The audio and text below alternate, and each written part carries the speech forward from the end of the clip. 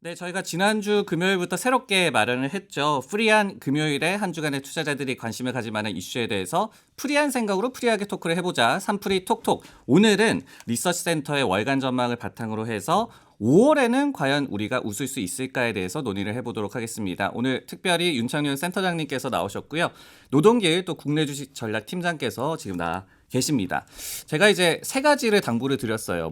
뭐냐면은 첫 번째는 오늘 프리하게 토크를 하는 마당에 옷차림도 좀 프리하게 해주시라. 근데 예상보다는 굉장히 프리하게 해오신 것 같아서 저는 좀 괜찮은데 그러니까요. 없는 노트가 고생 많았습니다. 네. 두 가지 그러면은 또 당부 말씀을 드릴게요. 뭐냐면은 저희가 이제 시장이 안 좋을 때 과연 이제 방송에서 우리가 좀 울상을 해야 되느냐 아니면 웃어야 되느냐 이거가 좀 논란이 많거든요. 방송계에서도. 근데 결론은 시청자들도 시장이 안 좋더라도 밝게 하는 거를 원해요. 그러다 네. 보니까 오늘 좀 텐션을 높여주셨으면 그렇게 바람을 드리겠고 세 번째는 이제 팀장님께서 이제 센터장님이랑 또 나오시니까 조금 이제 위축이 되실까봐. 근데 저희 센터장님 그러신 분 아니잖아요. 그러니까 활발하게 뭐 반박도 하시고 두 분이서도 좀 토크를 좀 자유롭게 네. 그렇게 해주셨으면 좋겠습니다. 그러면 오늘 삼프리 톡톡 시작을 해볼 텐데요. 먼저 이제 5월에 우리가 웃을까를 좀 생각을 해보기 전에 5월에 위험자산 전반이 반등할지 여부는 결국은 이제 어떤 매크로적인 불확실성 해소에 달린 것 같아요. 그래서 좀 본질도 찾아보고 지금 좀 공급 측면, 매크로 측면에서 좀 그 부분부터 전망을 한번 센터장님께 들어보면서 시작을 해보죠. 네, 뭐 방금 말씀 주신 대로 연초 이후에 금융시장의 변동성, 특히 주식시장이 왜 많이 빠졌냐라고 하면 결국 공급 요인일 것 같아요. 네. 뭐 오미크론 때문에 이 비대면 환경이 대면 환경으로 바뀌고 그래서 수요가 재화에서 서비스로 좀 넘어가고 이런 부분도 있지만 결국 핵심은 2월 달에 있었던 러시아 우크라이나의 전쟁 그게 이제 장기화되는 모습일 거고 또 하나는 이제 중국의 봉쇄 정책이죠. 제로 코로나 정책인데 뭐 강동성에서 시작을 해갖고 지금 상해에서 그 다음에 북경 쪽으로까지 지금 넘어가고 있고요. 네네. 그에 따라서 이제 공급 압력이 전반적으로 높아지다 보니까 물가가 속동을 했고 이러한 것들이 통화 긴축에 가속화를 가져왔고 자연스럽게 금리가 급등을 하면서 할인율이 올라가다 보니까 주가의 밸류 조정이 나타났고 채권 시장 역시나 동반 폭락을 했었던 모습인 것 같습니다. 제일 중요한 건 여전히 공급 측 충격인 것 같아요. 예, 왜냐하면 뭐 아시다시피 지금 자료에서도 한번 보시다시피 러시아 같은 경우나 우크라이나 같은 경우가 글로벌 원부지화재 시장에서 상당한 역할을 하고 있죠. 에너지나 뭐 이 원유나 가스 이런 쪽 같은 경우는 글로벌 점유율이 한 10% 정도 되고요. 그다음에 일부 비철금속 같은 경우에도 한 5% 정도 되고 뭐 곡물 시장도 차이는 있지만 소맥 같은 경우에 이제 10%가 넘는 상황이고요. 그다음에 중국 같은 경우에는 또 글로벌 이제 공산품 제조업 시장에서 중요한 역할을 하고 있지 않습니까? 그래서 이제 이 공급 충격이 어떻게 해소가 되느냐가 이제 관건인 것 같은데 사실 러시아의 푸틴 그다음에 중국의 시진핑 자본주의 논리라든가 시장 경제 논리로 보면 저렇게 하면 안 되죠. 예, 근데 그분들은 그런 사람들이 아니지 네. 않습니까? 그렇다 보니까 사실 예측하기가 쉽지 않은 것 같아요. 그래서 일단은 저희가 맞섰을 때는 뭐 지금 별로 진전되는 모습들이 안 보이고 있기 때문에 공급 충격의 여지는 좀 이어질 것 같다라는 거고요. 그게 1, 4분기에 가격 급등을 통해서 밸류에이션의 하락 조정을 가져왔다 그러면 2, 4분기에는 물량의 악화라든가 아니면 마진의 악화 이러한 부정적인 영향을 좀 추가적으로 줄 가능성이 있다라는 겁니다. 뭐 사실 공급 충격 제가 앞서 말씀드린 대로 그 두 사람을 예측할 수 없기 때문에 어떻게 봐야 되느냐 이게 이제 관건인 것 같긴 한데 일단 러시아 우크라이나 쪽은 결국 에너지를 어떻게 대체 시장 경로를 확보하느냐가 굉장히 중요할 것 같고요. 중국의 시진핑 같은 경우에는 이제 올해 가을에 세 번째 연임이 있기 때문에 네. 저렇게 봉쇄 정치를 하게 되면 또 경제 하방 압력이 굉장히 커지지 않습니까? 그래서 이제 언제쯤 그걸 좀 완화시킬 거냐 이게 이제 관전 포인트일 것 같은데 당장 5월 달에도 그렇게 크게 기대하기는 좀 어려울 것 같은 분위기인 것 같습니다. 일단 어느 정도 불확실성 저희가 안고 가야 되는 그런 상황인 것 같은데 그러면은 5월에 과연 증시가 웃을 수 있겠느냐? 노정 팀장님 얘기를 들어보기 전에 제가 몇 가지 좀 보여드릴게요. 저희가 먼저 지난 화요일부터 저희 그 신한금융투자 알파 앱을 통해서 폴을 진행을 했습니다. 이제 일주일 단위로 폴을 진행을 할 텐데 첫 번째 주제가 바로 닷컴 버블 이후의 첫 빅스텝. 5월 FOMC에서 미 연준이 50bp의 금리 인상을 할 경우에 이게 이 닷컴 버블 이후에 처음 있는 그런 빅스텝입니다. 근데 이것이 불확실성 해소로 좀 해석이 되면서 서학개미들 그러니까 뭐 글로벌 증시를 뜻하겠죠. 5월에는 웃을 수 있을 것이냐. 근데 좀 놀랍게도 반등 가자라고 이 응답을 해주신 비율이 무려 70%가 넘어갔습니다. 7대 3의 비율로 시장의 반등을 좀 기대하고 있다는 말씀을 드리겠고, 그리고 최근에 이제 외사 보고서를 좀 보면은 물론 좀 엇갈린 전망들이 나오고 있습니다. 하지만은 JP모건 같은 경우에는 당장 이번 주에 시장이 반등이 가능하다라고 얘기를 했었거든요. 왜냐면은 너무나도 좀 과도하게 부정적인 투자 심리가 있다. 그런데 이제 좀 자금 흐름 측면에서 수급 측면에서 이제 주식형으로 좀 유입이 될 것이다. 그리고 기업들의 자사주 매입 체계도 증시의 호재로 작용할 것이다. 이렇게 또 기대감을 나타내는 투자자들 그리고 외사의 보고서를 일단은 말씀을 드렸습니다. 그러면 이제 저희의 좀 뷰를 좀 말씀을 드릴 필요가 있을 것 같아요. 과연 5월 FOMC가 불확실성 해소로 좀 이 해석이 되면서 이제 통화정책 관련된 불확실성이 거칠 수 있을 것이냐, 어떻게 좀 보세요? 뭐 앞에서 폴 이런 거 보니까 워낙 뭐 서학개미도 있고 그냥 뭐 개인 투자자분들이 영향력이 워낙 강한 시장이다 보니까 그런 결과들을 보니까 좀 마음이 좀 편해지는 그런 모습들도 있는데요. 사실 실제로도 과거에도 이런 페드의 FOMC 이런 부분들이 사실은 주식시장 방향성에 굉장히 긍정적으로 작용했던 바들이 있습니다. 그런 모습들 저희가 한 10년 정도 계속 네. 관찰했었는데요. 다만 최근의 모습들은 조금 달라지고 있다는 게 특징적인 부분이에요. FOMC 지나고 오히려 지수가 더 떨어지는 모습들이 관찰되거든요. 지금 보시는 그래프에서도 확인하실 수 있는 것처럼 왼쪽인데요. 이 과거에는 페드의 통화정책 회의 FOMC 이후에는 주식시장이 강하게 반등세를 보였었죠. 아무래도 투자자들을 좀 위안시켜주는 페드의 통화정책 요소들이 있었는데요. 최근에는 반등하다 다시 꼬꾸라지는 모습들이 관찰이 되고 있는 게 이렇게 바로 지금 연준에서는 물가에 완전 총력으로 잡겠다는 스탠스를 같이 가져가다 보니까 FOMC 이후에도 굉장히 매파적인 얘기들을 많이 나눠주고 있습니다. 그렇게 되는 원인들은 지금 뭐 정치권이라든지 미국에서는요, 아니면 뭐 경제학계라든지 이 물가 통제력을 잃었을지 모른다라는 이런 우려감들이 계속적으로 나타나게 되면서 이 연준 위원들이 계속 매파적인 발언을 할 수밖에 없는 상황인데 그렇다면은 지금 5월 FOMC 이후에 빅스텝을 가져간 이후에 이런 모습들이 좀 사라질 것이냐, 저희는 그렇지는 않을 가능성이 높다라고 보는 게 지금 연준에서 계속 통화 정책을 긴축으로 가져가고 있음에도 불구하고 기대 인플레이션이 꺾이는 모습들이 관찰이 되고 있지 않거든요. 이런 부분들을 같이 고려했을 때 변동성 자체는 이번 주 고점을 어느 정도 보고 좀 완화되는 모습으로 갈 수 있겠지만은 시장이 5월에 완전히 통화 정책 관련된 불확실성이 사라지는 것은 아닐 것이다, 이렇게 저희는 판단을 하고 있어서. 그럼 자연스럽게 이제 전략적으로 넘어갔을 때 5월에도 우리가 좀 몸을 사려야 한다, 이렇게 이해를 하면 되겠습니까? 5월에도 이 전반적으로 이 변동성 양상 자체가 그동안에 보여줬던 모습만큼 강하지는 않을 것이다라고 봐요. 다만 네. 방향성을 잡고 이런 시점은 다소 뒤로 지연될 수밖에 없겠고, 저희가 뭐 6월 FOMC까지 좀 기다려 봐야 된다는 입장을 좀 갖고 있습니다. 다만 한국 주식시장을 제가 담당을 하고 있는데, 한국 입장으로 봤을 때는 전반적으로 변동성 양상이 미국보다는 덜할 수 있을 것이다라고 판단을 하고 있어요. 가장 중요한 요인들은 상대 멀티플이 한국 시장에 워낙 좀 떨어져 있다 보니까 이 변동성이 커지는 국면에서 그렇게까지 한국 시장의 변동성이 더 커지는 모습들은 관찰되지 않았다라는 게 가장 중요한 요인들인 것 같고요. 또한 이익 관련된 우려들이 정점을 좀 지나고 있는 모습들이 저희가 관찰이 되고 있습니다. 지금 자료에도 보니까 어떤 좀 이 추정치가 조금 다시 올라가는 그런 모습이 그림에도 좀 나오고 있네요. 그림 같이 좀 띄워주셨으면 좋겠는데요.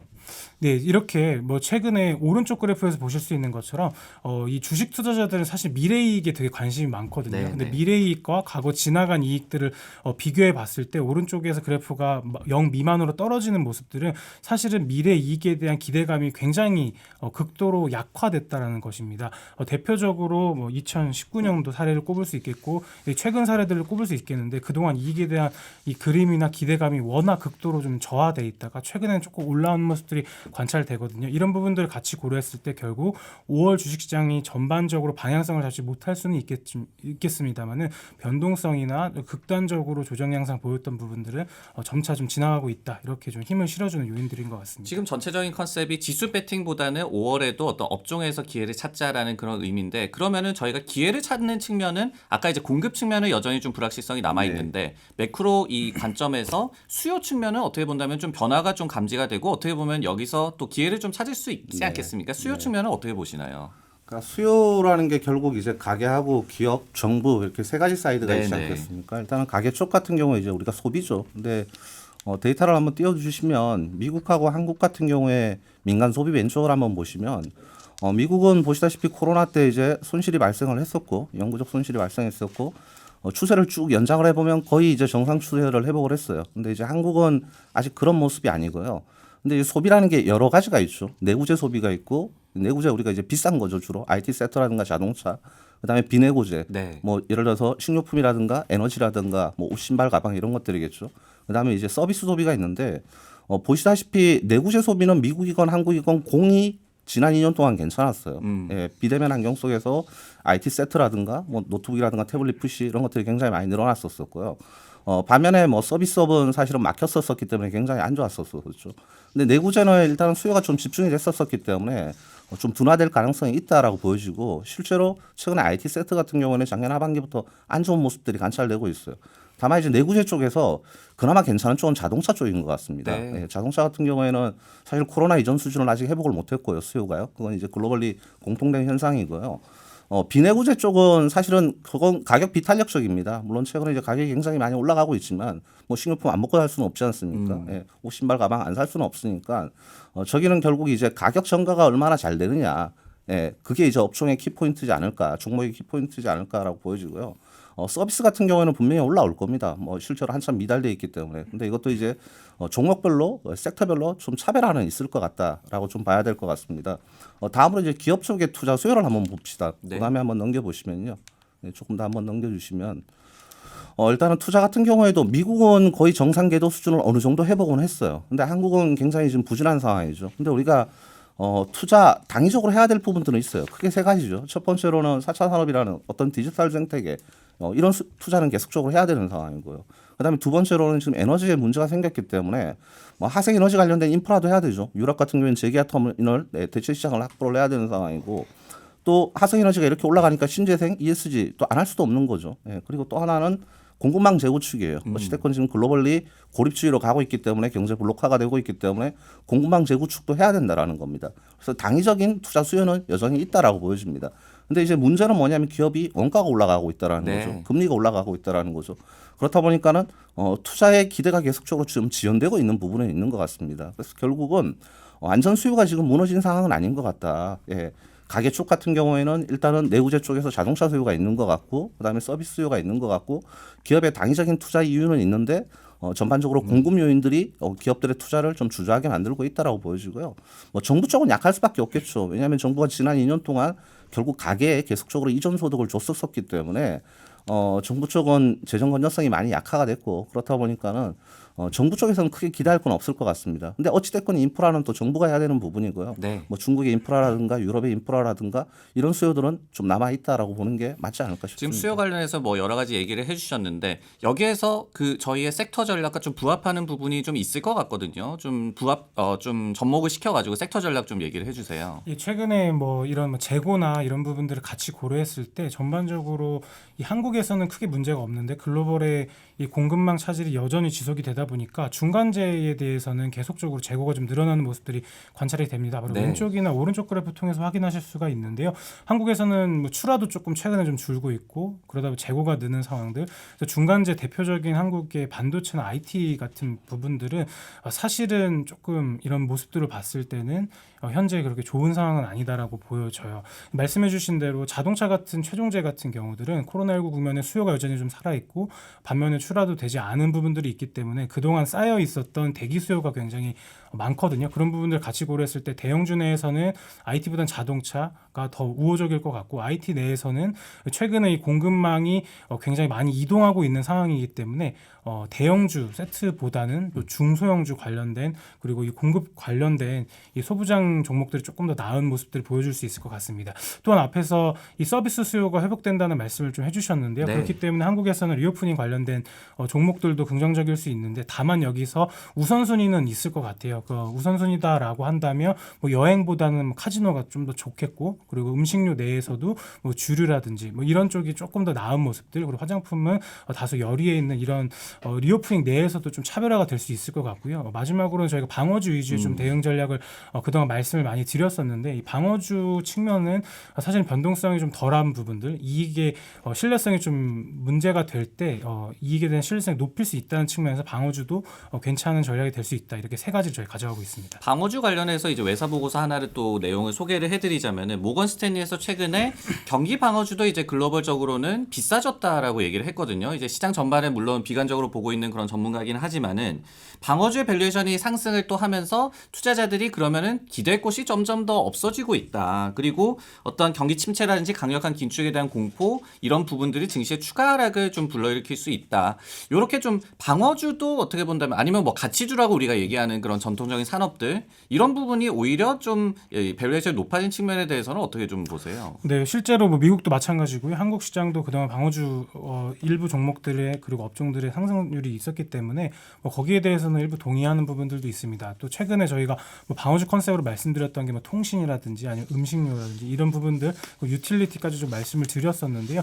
이 최근에 한국의 신정부 출범을 앞두고 나서 이 정책 관련된 것들 때문에 최근에 일부 업종에 대해서 변동성이 좀 나타나고 있어요. 그래서 전반적으로 방어주 내에서 녹색 가격이 조금 필요한 것 같긴 하다라는 생각을 갖고 있고요. 다만 롱텀한 시각에서 봤을 때 방산이라든지 이런 쪽에서는 여전히 긍정적 시각을 가져가도 괜찮을 것 같다는 시각입니다. 리오프닝도 좀 더 얘기를 해보고 싶어요. 센터장님, 우리나라는 이제 사실은 리오프닝이 본격화되지만은 미국은 네. 사실 뭐 마스크 벗은 지도 굉장히 오래됐고 상황이 좀 다를 것 같거든요. 네. 뭐 국내에서는 이제 선별적으로 리오프닝 테마도 접근을 해야 된다. 글로벌적으로 봤을 때 그 차이점을 좀 비교를 해본다면 어떨까요? 차이는 있겠죠. 근데 이게 저희가 이제 시간이 점점 좀 후달리다 보니까 뭐 시간에 제약이 있다 보니까는 말씀을 다 못 편하게 드리고 말씀, 넘어가는 것 같긴 해주셔도 한데 됩니다. 아까 전에 그거 한번 표 있었던 거 한번 보여주실 수 있을까요? 네. 네. 이거 말씀하시죠. 네네. 이거 한번 보여주시면 될 것 같은데, 그러니까 저희가 뭐 지금까지 말씀드렸던 내용을 조금 정리를 한번 해볼게요.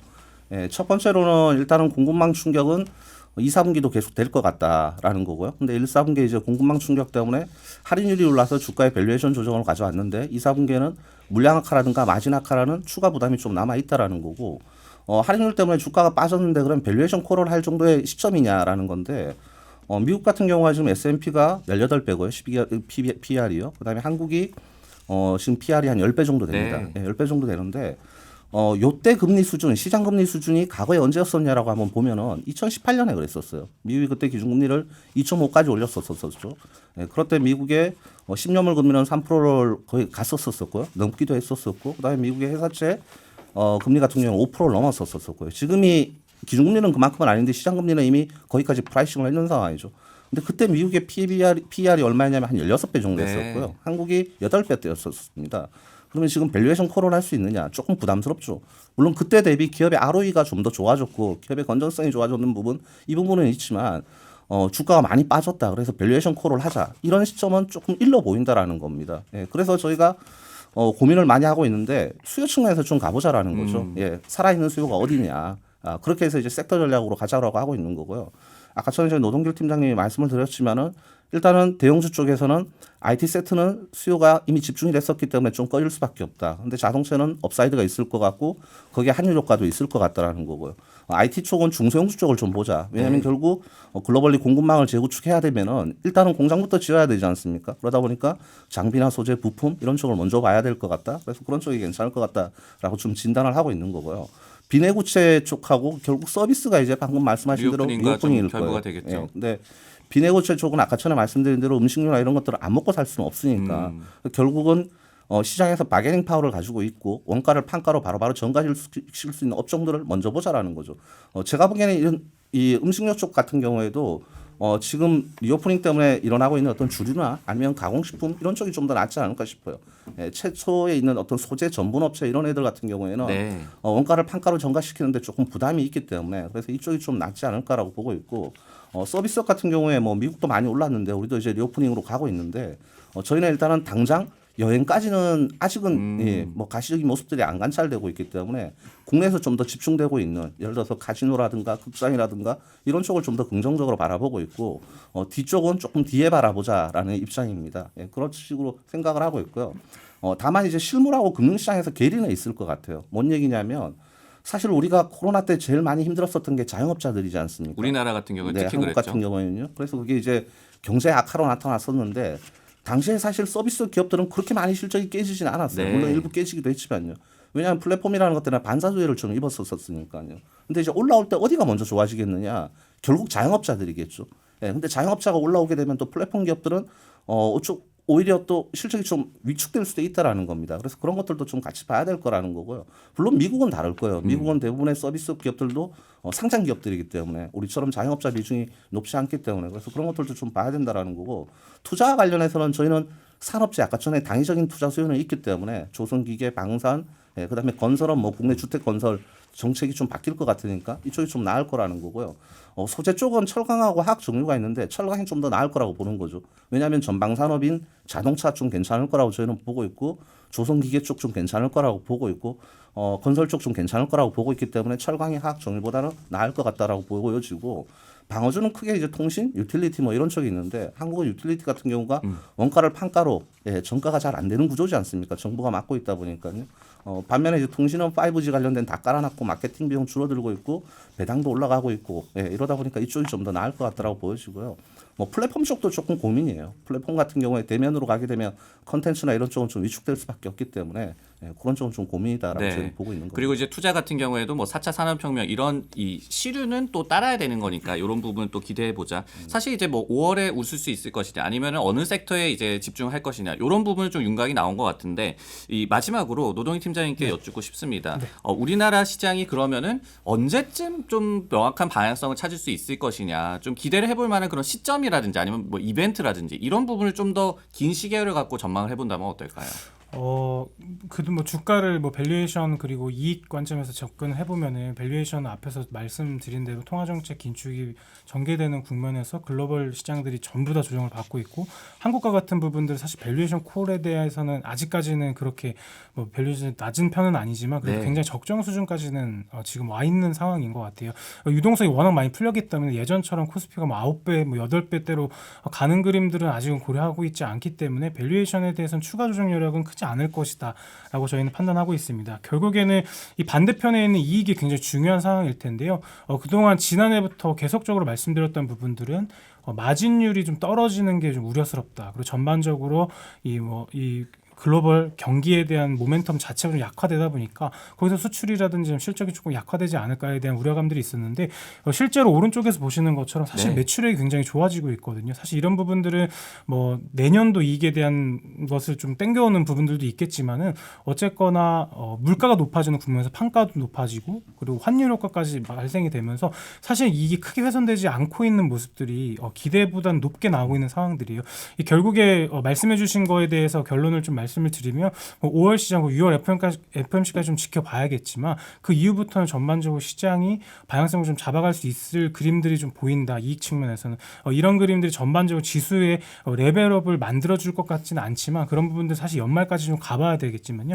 전반적으로 최근에 나타나고 있는 모습들을 좀 이렇게 정리를 할 수 있을 것 같습니다. 여기에 더해서 이제 근본적인 좀 불확실성인 매크로 측면 그리고 공급 측면이 좀 생각보다 빨리 풀린다면 시장도 빨리 풀릴 수가 있는 것이고요. 아니면은 그 부분이 더 악화가 된다라고 한다면은 일부 뭐 회사들이 좀 경고를 하고 있는 경기 침체 가능성까지 향후에 또 시나리오별로 생각을 해볼 필요가 있을 것 같습니다.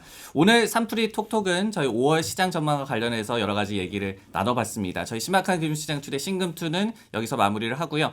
다만 이제 내부 직원용으로의 콘텐츠는 바로 이어지니까 채널 고정해 주시면 고맙겠습니다. 주말 잘 보내시고요. 저희는 잠시 후에 다시 찾아오도록 하겠습니다.